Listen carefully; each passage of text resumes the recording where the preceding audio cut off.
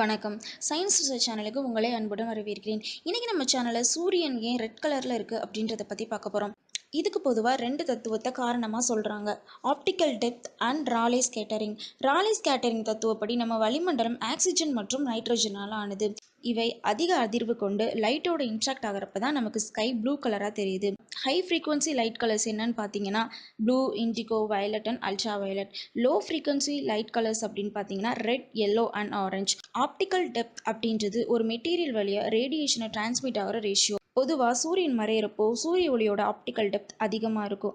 இதனால high frequency light ஒளிச்சிதறலாகி மிக அதிகமான ஒளியை சூரியன்லேருந்து பிரதிபலிக்கும். ஆனால் லோ ஃப்ரீக்வன்சி லைட் எதிரொலிக்காத காரணத்தால் நம்ம சன்னை ஆரஞ்சு கலரில் பார்க்கலாம்.